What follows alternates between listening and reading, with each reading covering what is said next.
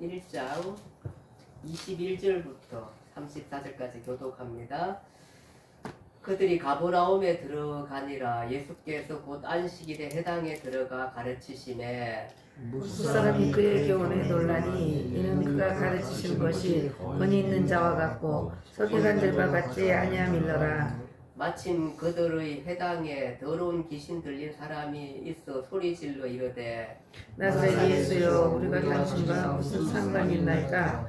우리를 멸하러 왔나이까? 나는 당신이 누구인 줄 아오니 하나님의 거룩한 자니이다. 예수께서 꾸짖어 이르시되 잠잠하고 그 사람에게서 나오라 하시니 더러운 귀신이 그 사람에게 경련을 일으키고 큰 소리를 지르며 나오는지라. 다 놀라 서로 물어 이르되 이는 어쩌미냐. 권위 있는 새 교훈이로다. 더러운 귀신들에게 명한 즉 순종하는도다 하더라. 예수의 소문이 곧 온 갈릴리 사방에 퍼지더라. 회당에서 나와 곧 야고보와 요한과 함께 시몬과 안드레의 집에 들어가시니 시몬의 장모가 열병으로 누워 있는지라. 사람들이 곧 그 여자에 대하여 예수께 여짜오니 나아가서 그 손을 잡아 일으키시니 열병이 떠나고 여자가 그들에게 수종되니라. 정으로 해질 때에 모든 병자와 귀신 들린 자를 예수께 데려오니 온 동네가 그 문 앞에 모였더라. 예수께서 각종 병이 든 많은 사람을 고치시며 많은 귀신을 내쫓으시되 귀신이 자기를 알므로 그 말하는 것을 허락하지 아니하시니라. 아멘. 예. 오늘은 우리 지난주에 예수님께서 가버나움에 이제 가버나움 동네에서 해다가 교회를 개척하셨습니다.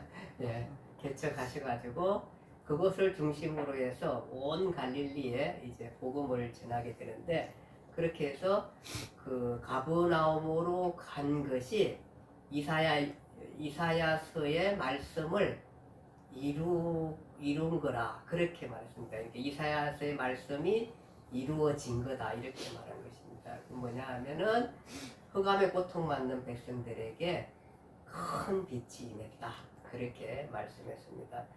자, 오늘은 이제 그 가버나움에서 처음으로 어디를 가냐 하면은 안식일에 회당이라는 데 갑니다. 회당에 가서 가르치십니다. 그 회당이라는 것은 그 유대인들에게서 이제 이것이 회당이 생긴 것은 주로 이렇게 그 바벨론, 이스라엘 백성들이 바벨론의 포로로 잡혀갔었을 때에 이제 성전도 다 파괴됐고 그 다음에 이렇게 포로로 가 있잖아요. 가 있다 보니까 그래도 어쨌든 간에 성경을 배우고 가르치고 또 기도하고 이렇게 해야 되는데, 그렇게 뭐 성전은 다 파괴됐어요. 못하니까 이스라엘 백성은 그곳에다가 회당들을 세웠습니다. 이렇게 조금 이제 작은 교회 같은 것들을 세워서 그렇게 거기에서 이제 모임을 가지면서 거기서 안식일마다 이제 이렇게 모인 거예요. 토요일마다 그렇게 해서 이제 모이게 되었는데, 그렇게 모이게 되면서 거기서 이제 모이면 뭘 하냐 하면은 그 이제 토라, 율법이라 토라라고 해서 율법인데, 보통은 이제 모세 오경을 우리가 율법이라 그래요. 창세기, 출애굽기, 레위기, 민수기, 신명기, 이거를 율법이라 그래요. 이 율법서를 이 사람들은 거의 달달 외우시다시피 그 어려운 거를 항상 어릴 때부터 공부를 하니까 달달 외우시다시피 하는 거예요. 거기서 이제 율법을 이렇게 이제 낭송하고, 원래 이제 순서는 시편 찬양거를 드리고 기도를 하고 그 다음에 이제 율법을 낭독하고 또 율법 낭독한 거를 이제 랍비가 설명을 합니다. 이것은 무슨 말씀이고 이런 말씀이라는 설명을 하고, 이런 말씀이니 우리가 이렇게 살아야 됩니다. 오늘날 이제 설교같이 그렇게 하고 그 다음에 이제 축복을 합니다. 축복 기도하고 그렇게 하고 이렇게 해서 하나의 그 율법을 철저하게 공부하는 것이 이제 회당이었습니다. 유대인들이 그렇게 모였었고, 이제 바벨론 포로 시기뿐만 아니라 유대인들이 이제 그 로마의 압박 가운데 있을 때, 로마의 그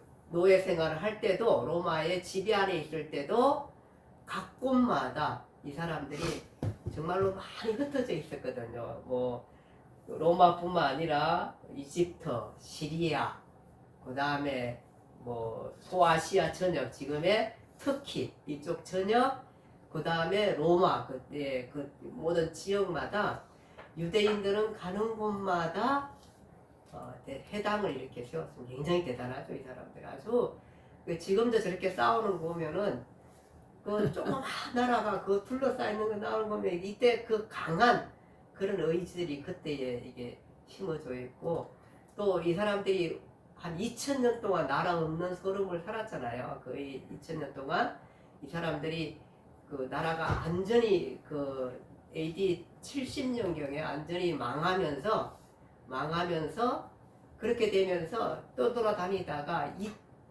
1948년에 우리처럼 독립을 하잖아요. 완전히 독립을 하는데, 이까지 그 독립할 때까지도 얼마나 많이 떠돌아다녔어요. 그래도 이 사람들은 모임을 갖고 이렇게 이제 했던 거죠. 어쨌든 간에 이렇게 해서 회당에서 모여서 성경을 가르치고 이렇게 했었습니다.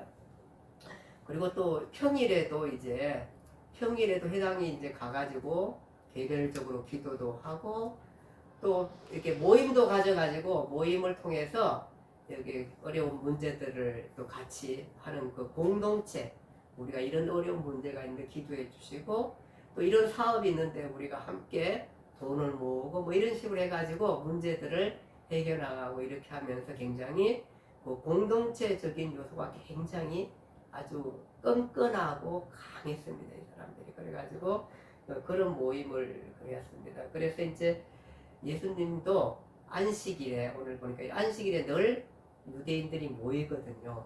거기 가셔가지고 가버나움 회당에 들어가셔서 가르치게 됩니다. 가르쳐서 성경을 이제 해석해 주게 되는 것입니다. 안식일에 들어가셔서 또 했을 겁니다. 아마 기도하시고, 누군가 기도하고, 또 누군가 찬양은 이제 이때 당시에는 시편 낭송을 주로 하고, 아무래도 곡조부터 노래가 있어가지고 이렇게 나름대로 곡조를 같이 찬양을 했을 것 같고, 그 다음에 이제 성경 율법을 아마 예수님께서 읽으셨을 겁니다. 읽으시고 그 다음에 그것을 해석해 준 것 같습니다. 그러니까 그렇게 하니까 사람들이 어떻게 생각하냐면은, 지금까지 랍비들이 늘 토요일마다 이렇게 했었는데 이 말씀이 아주 특별했습니다. 그러니까 그냥 상투적인 이렇게 했으니 이 말씀을 잘 지키시오, 뭐 이런 게 아니라 굉장히 말씀을 잘 해석하고 탁월하게 해석가지고 정말로 이 말씀이 이 사람들 마음속에 속속 마음속에 깊이 박히게 되었습니다. 말씀을 그렇게 하면서. 그래서 그 은혜에 사람들이 굉장히 놀랐습니다. 그 교훈에 굉장히 놀랐던 것입니다. 그런 가운데 그런 말씀에 대해서 강론이 끝나고 나자 거기 해당에 누가 있었나 하면은 더러운 귀신 들린 사람이 있었습니다. 그 귀신 들린 사람이 있었는데 이 사람 가운데 이 사람이 말하는 게 아니라 그 안에 귀신이 말을 합니다. 뭐라고 얘기하냐면은, 나사렛 예수여, 우리가 당신과 무슨 상관이 있사이까? 우리를 멸하러 왔나이까? 나는 당신이 누구인 줄 아노니 당신은 하나님의 거룩한 자입니다. 귀신이 똑똑해요. 다 이런 것들을 다 알아가지고 그렇게 해서 얘기를 하게 됩니다. 얘기를 하는데 예수님께서 뭐라고 그러냐면은, 귀신한테 잠잠하라고 했습니다. 잠잠하라고 했습니다. 귀신 들린 사람의 정언이 당신은 하나님의 거룩한 자입니다 라고 했습니다. 예수님께서 그래 맞다 이런 말씀도 안 하셨어요. 안 하시고 소리 그쳐 이러신 거예요. 잠잠하라고 말했습니다. 예수님과 그 사탄이 예수님에 대해서 올바르고 증언했다 그래가지고 그게 예수님께서는 아무런 도움이 되지 않기 때문에 예수님은 잠잠하라 그랬습니다. 사탄의 나라와 하나님의 나라는 늘 긴장 관계에 있는 것입니다. 그런 가운데 있었고, 사탄은 속이는 자이고 사탄은 악의 근원입니다. 이것을 우리가 놓치면 안 됩니다. 그래서 예수님은 말하지 말라고, 잠잠하라고 그렇게 말하면서 그 사람에게서 나오라 그랬습니다. 귀신이 그 사람에서 나오게 되면서 그 사람이 귀신으로부터 해방을 받게 되는 것입니다. 이 일을 하신 것은 바로 하나님의 나라의 선포입니다.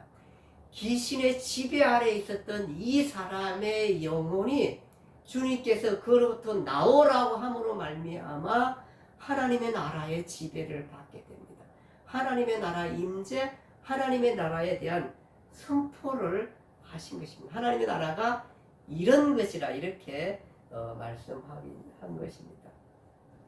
옛날에는 교회에 부흥회가 많았어요. 그 다음에 또 기도원도 많았고 이렇게 해가지고 뭐 집회들 이런 것들 초창기 한참 교회 성장기에는 정말로 대단했습니다. 막 찬양하며 눈물로 기도하며 막 이렇게 하면서 또 체험도 많이 일어났습니다. 제가 고등학교 때인데요. 막 우리 학생들이, 저도 이제 뭐 처음 이제 교회를 고등학교 1학년 때부터 다니다 보니까 사람들이 막 열정적이 있었고 막 나도 뜨겁고 뭐 정말로 많이 어려웠던 시기잖아요. 저도 막 서울로 이제 전화 가가지고 그 고등학교 중3 때 이제 전화해가지고 왔는데, 와가지고 그렇게 해가지고 우리 형님이, 그러니까 이영순 교사님 남편이 맨 큰 형님인데, 그 저기 사업을 한다 그래가지고 뭐 싱크대 뭐 그 공장을 했는데 엄청 잘 나갔어요. 그래서 돈을 엄청 벌었죠, 그때 당시만 해도. 그래서 내가 올라온 지 딱 1년 만에 완전히 거기서 깡그리 다 망해졌어요. 고등학교를 못 간다 그랬다가 우리 한숙기 집사님, 나는 이제 시험만 치르고 내려갔는데 한숙기 집사님이 고등학교 됐고, 그때는 이제 이게 뺑뺑이 저기였어요. 그리고 저희 그 종로구다 보니까 위치가 좋아가지고 좋은 학교들이 많았어요. 그래서 너 정말 좋은 고등학교 됐으니까 가라고. 그래서 이제 한숙기 집사님 나도 모르는 사이에 그냥 등록을 했어요. 우리 다 망해 집에 갔는데. 그래가지고 이제 학교 올라와가지고 그렇게 해서 이제 겨우 고등학교 다니고 이러면서 그 당시 이제 둘째 형님 신학교 다닐 때 둘째 형님하고 같이 이제 생활하면서 신앙생활을 했는데 막 엄청 뜨거웠어요. 막 그리고 학생들이 한 20명 30명 그렇게 모였는데 굉장히 열심히 했어요. 막 집회 때 토요일 날 집회를 하고 있는데 이제 예배가 강당 여기서 막 전도사님 강의하고 있는데 갑자기 막 사람들이 막 울면서 막 기도하고 막 이러는데 갑자기 쿵쾅 하면서 소리가 나는데 여기 뒤에 창고 문에 연탄을 싸는데 그 사람이 들어갈 수도 없는데 어떻게 거기 들어가는지 저쪽 밖에서 들어와가지고 교회에 들어가는 문을 콱 치고 나왔어요. 두 사람이 그냥. 근데 술이 이만큼 취해가지고 둘이 막 싸우고 막 교회 우리 예배 드리면 학생들이 막 난리가 나고 그런데 거기 나올 수가 없는 거예요. 그런데 그렇게 막 그런 일들이 막 어떻게 그걸 벽은 아니고 이제 문이긴 한데 문을 치고 저쪽 안에 문은 잘 사용도 안 하는 문이고 여기서는 이제 이쪽 교회에서는 지저분한 물건들 이제 거기다 집어넣고 뭐 전탄도 넣어놓고 이랬던 문인데 그렇게 들어와가지고 막 난리가 치고 그러더니 막 지네들이 또 울면서 뭐 회개하고 막 이렇게 되고 막 이런 일들이 굉장히 많았어요. 그리고 막 그 옛날에 그런 일들이 우리 한국교회가 그런 체험도 많고 뜨겁고 막 이랬고 저는 그 시절을 많이 겪었던 사람이에요. 그러니까 굉장히 성장기, 성숙한 건 하지만 그래서 성장이다 문제도 많았지만 이런 은혜도 굉장히 많았던 시절을 갖고 있어요. 신학교 다니면 신학생 때 막 그 수련회 하는데 막 같이 뜨겁고 남자 여자 막 같이 잡고 막 기도하고 막 이런데 어떤 여자 그 신학생이 갑자기 막 거품 물고 쓰러졌어요. 마치 간질하는 것처럼. 그래가지고 막 또 집회하다가 쓰러져가지고 막 같이 놓고 기도하고 막 이렇게 했는데 그냥 완전히 쓰러져가지고 의식이 막 있는지 없는지 모를 만큼 막 이렇게 완전히 힘이 다 빠진 거예요. 그런데 막 그렇게 1시간 정도 이렇게 기도하고 막 이러니까 또 괜찮아지는 막 이런 것도 있었고, 뭐 귀신 내쫓는 거 이런 것도 많이 봤고, 그리고 저기 그 무슨 하늘산 기도원이라고 혹시 아는지 모르겠어요. 김명숙 권사님 아시나요? 이천석 목사님이라고. 이 사람이 뭐냐면 그 상위군인 그 이렇게 다리가 잘렸어요. 6.25 전쟁 때. 그래가지고 다리가 잘리면 이게 옛날에는 벼슬이에요. 다리 잘라가지고 뭐 이렇게 구걸하러 오면은 안 주면 안 돼요. 이 사람들은 나라를 위해서 일하다가 이렇게 됐으니까 완전 이게 벼슬이에요. 그냥 잘못하다가 사람 죽일 수도 있으니까 무조건 줘야 돼.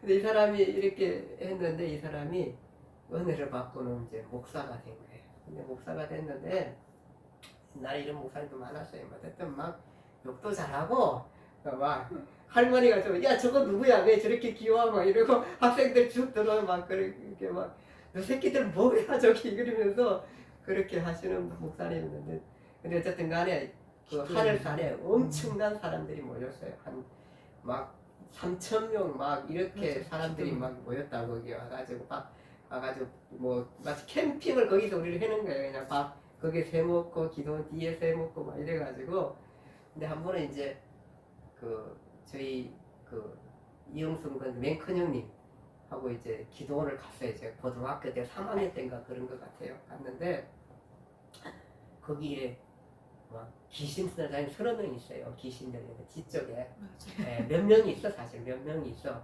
막 뛰어다니고 예배 때 막 하고 이래. 근데 어떤 한 귀신 들린 건지 아니면 은혜 받은 건지 사실 잘 분간이 잘 안 가요. 그런데 이 사람이 막 나한테 오더니 자기가 막 기도해 준다 그러면서 이름을 불러달래. 그럼 막 거기다 적어. 근데 내가 보기에 좀 이렇게 됐어. 좀 이상해. 근데 이름을 적어달래. 그래가지고 내가 적어줬어. 그래도 또 기도 안 되니까. 그랬더니 뭐 가만히 보니까 수상해. 그래가지고 저 형님하고 이제 원래 기도 올라갔다가 내려오면서 이게 저 미친 사람한테 이름을 적어주는 게 내가 좀 마음이 요즘 같으면 지금 같으면 하나도 괜찮지. 근데 나 그때는 저 고등학교가 처음에 이제 저 교회 다니고 하면서 은혜 받았고 이랬었는데 거기서 그런 가운데 있었는데 어쨌든 간에 그 사람이 그래서 이름이 이렇게 찔려가지고 내가 이제 그 얘기를 했더니 우리 형님이 같이 내려오다가 마침 이제 산에서 기도하고 내려오다가 성전 그 뒤쪽에 그 미친 사람이 이렇게 있으니까 우리 형님 야 너 이 새끼 이러면 우리 형님이 좀 이게 옛날부터 배짱이 좋으신 분이 기도 작고 이러신데 아주 탄탄하세요. 그래가지고 그냥 웬만한 깡패들, 웬만한 경찰들 다루지를 못했어요. 다루지를. 그러니까 옛날에 사업하면 사업 잘 되고 돈 그거 가지고 경찰들 다 뿌려가지고 교회 다니는 사람이 막 다 뿌려가지고 경찰들이 그냥 우리 형님이 아무리 잘못해도 다 봐줘야 되는. 요즘은 그렇게 못하지. 옛날에는 그런 사람이었어. 근데 이게 오늘 한 대 때리니까 이 사람이 그냥 벌벌 떠는 거야. 아유, 또 따라와 임마. 이래가지고 다시 너 기도해야 돼. 너 내 동생 이름 적었지. 빨리 지워 지금. 그리고 막 그러니까 막 이 사람이 막 그랬더니 따라 올라와. 그래 기도하라고 이제 올라갔어요. 올라갔는데 올라가가지고 이제 기도 이렇게 한참 하고는 우리 형님은 더 기도한다면서 나한테 얘 저기 데려다 주라고 성전에 가. 성전에 맨 앞에 좀 갖다 놓으라고 이러면서 이제 내가 이제 그 산길을 해가지고 이렇게 해서 그 사람 앞에 가고 난 뒤에 가고 하는데 이 사람이 잘 내려가다가 갑자기 뒤로 확 돌아보는 거야. 귀신 들린 사람이. 그래서 내가 깜짝 놀랐어. 근데 막 나도 모르니까 그냥 눈을 감고 앞으로 가! 이렇게 소리 질렀어. 이러니까 얘가 뒤로 확 돌아섰다가 내가 큰 소리를 하니까 깜짝 놀래가지고 어디로 가요? 이래. 내가 왜 성전으로 가! 이러니까 가가 이제 성전에 들어가가지고 맨 앞에는 사람들이 너무 많고 뭐 갖다는 이렇게 앞자리 쟁탈전이 은혜 받으라고 이렇게 기도원에 가면 앞자리 근데 뭐 쟁탈전 소용이 없어. 성경을 읽으라 그래도 뭐 우리 형님 성경을 맨날 그냥 읽질 않고 넘기기만 해. 급이라니까 넘기기만 하지 뛰어돌아다니기만 하지 이래서. 근데 그런 사람들이 집회 때마다 수없이 많이 있었어. 우리 시절에는 막 그런 여러 가지 많은 신앙적인 체험도 있었고 그런 것들이 많이 있었습니다. 그래서 그 당시에는 정말로 어려웠지만 정말 나라도 많이 어려웠고 개인적으로도 많이 어렵고 저도 어려웠고 사회도 참 그래도 어쨌든 간에 많이 어려운 그 시절에 교회는 엄청나게 성장해가지고 여의도 80년도 집회인가 여의도에 200만 명이 모였어요. 여의도 광장에 200만 그렇게 모일 수 없는 집회 200만이 모여가지고 그렇게 100만, 200만 어쨌든 그 정도 100만 이상이 모였다고 할 만큼 그렇게 그 엄청나게 그 모였습니다. 오늘 예수님은 이런 귀신 들리는 사람의 증언을 받지 않았습니다. 오히려 그 증언 그 귀신을 내쫓으시고 잠잠하고 그 사람에게서 나오라고 하니까 더러운 귀신이 그 사람의 경련을 일으키고 나가게 되었습니다. 그렇게 해서 사람들이 이 근이 있는 교훈뿐만 아니라 또 더러운 귀신을 내쫓으니까 온 갈릴리의 소문이 막 엄청나게 퍼질 수밖에 없습니다. 그리고 이제 회당에서 나와가지고 야고보와 요한과 함께 시몬 안드레의 집을 방문합니다. 아마 시몬 여기 안드레는 누구냐면 베드로입니다. 베드로 집에 방문하는데 베드로 집에 간 이유가 베드로 집이 원래는 이제 벳세다인데 벳세다 사람인데 고향은 벳세다고 그 옆에 그 다음에 이제 아마 여기가 좀 큰 도시니까 베드로도 이쪽에 와가지고 이렇게 집으로 사는 것 같아요. 여기에 장모님이 같이 살아요. 장모님 댁으로 장모님한테 갔는데 집을 방문했는데 장모가 열병에 걸려서 누워 있었습니다. 누워 있었는데 예수님께서 도착하자 사람들이 예수님께 베드로의 장모의 상태에 대해서 아마 설명을 한 것 같습니다. 그리고 도움을 요청한 것 같습니다. 거기 보면은 이렇게 말합니다. 그 여자에 대하여 예수께 여짜온데 아니 그 열병 걸린 장모에 대해서 예수께 예수님이 뭘 한다고 여짜와 장모에 대해서는 사실은 여기 있는 가족들이 설명을 해야지 예수님한테 여짜온데 이렇게 얘기한 거는 바로 무슨 얘기냐면은 베드로의 장모에 대해서 사람들이 설명하고 난 다음에 이렇게 지금 언제부터 아팠고 뭐 이런 지금 어떤 상태고 설명하고 난 다음에 예수님께 도움을 요청한 것을 예수께 여짜온데 이렇게 이해하는 게 훨씬 그 원문에 맞는 해석입니다. 그러니까 성경이 그냥 읽으면 이해가 좀 안 가는데 그렇게 읽으면 그 부분이 좀 이해가 가려 그렇게 생각되어집니다. 예수님께서 그 여자에게 나아가서 손을 잡아 일으키시니 일어나서 열병이 떠나고 여자가 즉 베드로의 장모가 그들에게 수종되니라 이렇게 말합니다. 베드로는 결혼을 안 했다고 한때 그 천주교에서도 그렇게 얘기하는 사람도 있고 한데 그렇지 않고 여기 보면은 결혼을 했어요. 바울도 베드로에 대해서 나도 베드로처럼 결혼할 권한이 없었는 줄 아느냐 이러면서 바울은 결혼을 안 했잖아요. 그러니까 바울도 증언하는 거 보면은 베드로는 결혼한 게 확실합니다. 그렇죠? 확실하고 여기 수종들다는 얘기는 무슨 얘기일까요? 수종들다는 얘기는 손님들이 왔잖아요. 병이 나왔어요. 뭐 했어요? 접대. 네, 접대한 거 식사 대접하고 뭐 아마 그 오신 손님들을 그렇게 대접한 것 같아요. 그리고 32절에 보니까 저물어 해질 때에 모든 병자와 귀신 들린 자를 예수께 데려오니 온 동네가 문 앞에 모였더라. 이게 문이 누구네 문이에요? 베드로의 집, 베드로의 장모 집인 것 같아요. 장모 집인지 베드로의 집인지 그 베드로의 집에 거기에 문 앞에 그렇게 모였던 것이 모여갔는데 엄청난 지역계 소문 듣고 뭐 그러니까 이게 당시에 너무 어렵고 오늘 같은 뭐 병원이 많이 있고 이런 건 아니잖아요. 당시에는 정말로 병 나면 죽는 거잖아요. 앓다가 죽고 병들어 앓다가 죽는 이런 시대. 물론 그때도 민간요법이 있었고 약이라는 것들이 있었겠지만 지금처럼 의술이 발달한 건 아니잖아요. 어쨌든 간에 그러다 보니까 걸리면 이렇게 고통당하고 있는데 그 주변에 얼마나 많겠어요. 그 특별히 또 이렇게 요즘처럼 뭐 먹을 것이 잘 돼 있고 뭐 이런 생활이 아니잖아요. 너무 가난하고 어렵고 힘들고 영양적으로도 부족하고 이런 가운데에서 이렇게 아파놓으면은 방법이 없잖아요.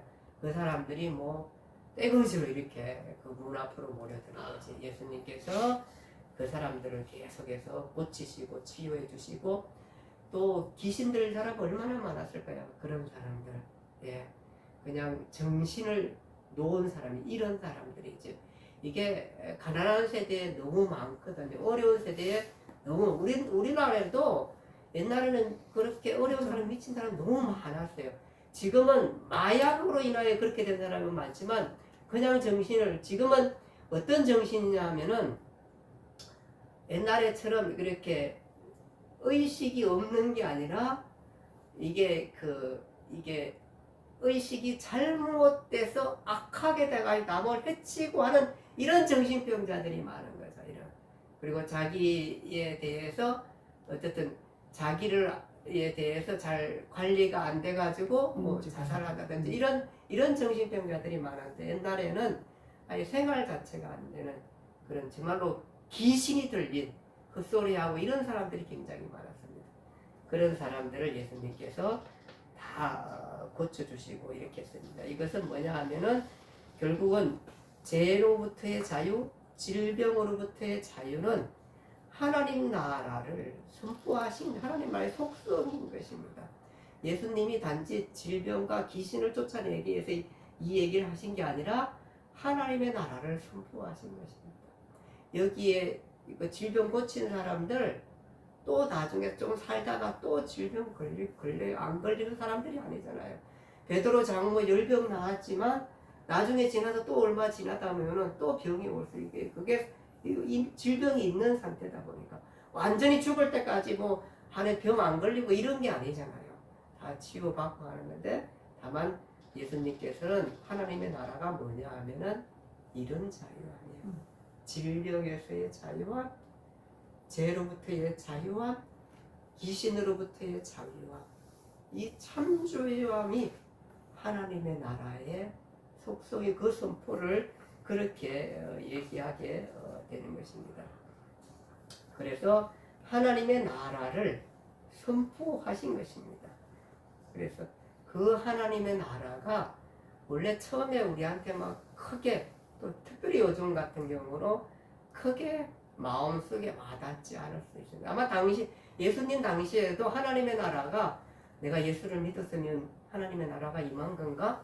이런 거에 대한 갈등들이 많이 있을 수밖에 없습니다. 그래서 하나님의 나라를 예수님도 어떻게 하면 작은 겨자씨 하늘 많다고 그랬고 하나님의 나라는 마치 이렇게 아주 조그맣게 그렇게 시작하는 걸로 그렇게 얘기했습니다. 처음에는 싹이 나가지고 이 싹이 나무가 자라가지고 나무가 되고 나무가 되어서 잎이 되고 잎이 되어서 나중에 너무 풍성해가지고 새들이 날라와가지고 이렇게 거하게 되는 이런 식으로 하나님의 나라는 굉장히 적게 시작했습니다. 밀가루로 이렇게 해서 반죽을 했는데요. 반죽에 누룩을 넣었는데 반죽이 처음에는 쪼개지만 그러나 이 반죽이 처음에는 요만큼이지만 그 반죽이 부풀려가지고 이만큼 크거다. 하나님의 나라는 속성이 그런 거다. 작게 시작하지만 결국은 크게 성장하게 되고 이 큰 것은 결국은 하나님의 나라에서 온전함을 이루는 거다. 이렇게 말하고 있는 것입니다. 하나님은 하나님의 나라는 의와 평강과 희락이라 그렇게 말했습니다. 하나님의 나라의 속성은 의로움이고 평강이고 기쁨이라고 했습니다. 이것을 빼앗아가는 많은 것들로부터 우리가 하나님의 나라는 자유하게 하는 거다. 이 모두 결국은 우리의 죄로부터의 자유인 것입니다. 그것이 하나님의 나라의 속성인 것입니다. 그래서 우리를 얽매이고 하는 많은 것들이 이 땅에 우리가 있습니다. 질병이 있고 사고가 있고 그 다음에 가난이 있고 또 이렇게 여러 가지 마음의 불편함들이 있고 이런 것들이 있습니다. 하나님의 나라는 의와 평강과 희락이라고 그랬습니다. 그래서 그런 속성이 뭔지를 예수님께서 가르쳐 주시면서 그것을 선포했습니다. 다만 이 하나님의 나라는 이 땅 위에서 온전하지 않습니다. 작게 시작하고 아직도 계속해서 성장하고 있고 그렇게 되고, 이 하나님의 나라의 온전한 것은 우리가 죽음 후에 주어지는 영원한 나라에서 온전한 것입니다. 이 땅은 아멘. 죄로 말미암아 우리는 잠깐 하나님의 나라를 맛보게 될 것입니다. 그렇지만 우리가 확실한 한 가지는 하나님이 우리가 하나님 나라 갈 때까지 이 땅 위에서 우리를 살피시고 지키시고 선하게 하시고 아름답게 우리를 갖고 가시라, 그렇게 확신하는 것입니다. 그 믿음 속에서 우리의 신앙이 성장해 갈 것이고 그 믿음 속에서 하나님은 우리를 풍성하게 할 것입니다. 그래서 여러분과 제가 하나님 믿으면서 염려하고 걱정하지 않는 것은, 물론 염려 걱정이 있을 수 있지만 그래도 우리가 좀 더 담대해질 수 있는 것은 그분이 이겨놓은 싸움을 우리가 싸우기 때문입니다. 아멘. 사탄은 제압되었고 결국은 언젠가 주님 오시면은 포획돼서 지옥의 맨 깊은 곳에 넣어질 것이고, 이미 주님은 십자가에 승리하셨기 때문에 우리는 이긴 싸움을 싸우는 것입니다. 그래서 염려 말고 기도하면서 이 인생길을 잘 걸어가면 되는 거 아닌가 생각하게 됩니다. 간혹 그 사람들이 이렇게 생각합니다. 믿음이 있으면은 질병이 다 고쳐진다 생각하고, 믿음이 있으면은 모든 것이 해결된다 그러지만 사실은 우리 사회가 그렇지 않습니다. 여기는 똑같은 제약이 함께하는 사회인 것입니다. 그래서 우리는 하나님 앞에 우리 삶을 잘 관리해야 되고, 우리 몸도 잘 관리해야 되고, 또 우리가 때로는 병원도 가야 되고, 이렇게 해서 잘 우리 몸 상태를 잘 관리해 가야 할 필요가 있습니다. 그러니까 우리의 영혼이 잘 됨 같이 우리가 육체도 잘 되도록 늘 관리할 필요가 있습니다. 잘못된 가르침 가운데 그리스도인이 병원 가는 것을 믿음이 없다고 생각하고, 그리스도인은 기도로만 모든 것을 고쳐야 된다 생각하고, 이렇게 생각하는 것은 굉장히 편협된 생각인 것입니다. 하나님은 우리에게 자유를 주셨고 우리에게 지혜를 주셨습니다. 돈 벌 지혜도 줬고 돈을 까먹을 지혜롭지 않은 것들도 우리가 하나님 주셨습니다. 하나님은 우리를 몸을 잘 가꿀 지혜도 주셨고 그러지 못할 지혜도 주셨습니다. 우리가 병원을 가서 잘 치료받는 것도 하나님의 은혜인 것입니다. 그런 것을 우리가 너무 소홀하게 생각하고 너무 신앙 없는 행위로 생각하는 것은 너무 편협적인 가르치라 이렇게 생각합니다. 특별히 오늘날 우리 사회에 수많은 이것을 연구하고 지혜 줬던 그 모든 것은 하나님의 지혜에서 나온 것들입니다. 그렇기 때문에 병원 가서 진료받는 것을 믿음 없는 행위라고 생각하시면은 안 됩니다. 간혹 그렇게 가르치시는 분도 많이 있지만 그것은 아니라 생각합니다. 그것은 편협적인 생각입니다. 우리는 진료도 받아야 되고, 또 그다음에 또 요즘 또 한때 수혈하면 안 된다 그러고 뭐 이렇게 하고, 또 어떤 사람이 헌혈하면 안 된다고 이렇게 생각하고, 장기 기증하면 안 된다고 생각하고, 이게 종교가 편협되면 그렇습니다. 하나님은 제일 큰 메시지가 하나님을 사랑하는 같이 내 이웃을 사랑하라 그랬습니다. 그러니까 하나님께 맡기고 기도하고 병원 갈 있으면 병원도 가고, 이 모든 그 삶의 형태 속에서 모든 것을 협력해 가지고 하나님은 성도들에게 선을 이루실 것입니다. 아멘. 그것이 주의 말씀입니다. 그런 은혜가 넘치기를 바랍니다. 아멘. 기도합니다. 좋으신 아버지 하나님, 오늘 우리 가버나움에서 예수님께서 질병을 고치면서 바로 그가 임한 것이, 그가 온 것이 바로 하나님의 나라라는 것. 흑암 위에 있던 갈릴리 사람들이 큰 빛을 얻은 것이라고, 그렇게 말씀하셨습니다. 우리가 예수 믿는 것 어쩌면 미세한 것 같고 어쩌면은 크게 나타나지 않는 것 같지만 하나님은 광하시고 위대하십니다. 그 하나님은 우리의 모든 것들을 사용하셔서 하나님께서 영광을 받으시고 우리를 이끌으실 것입니다.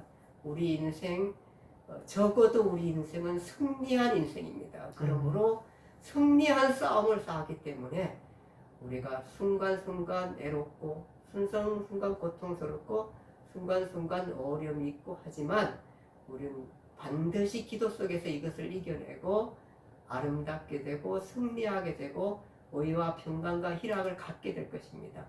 그 믿음 속에서 우리가 삶을 살아갈 수 있도록 은혜를 베풀어 주옵시고 아멘. 우리 성도들이 하는 모든 일에 하나님께서 큰 은총을 베풀어 주시옵시고 우리 성도들이 가는 모든 인생길이 주 안에서 복되며 아름다우며 기쁘며 즐거우며 그런 인생이 되도록 은총을 베풀어 주옵소서.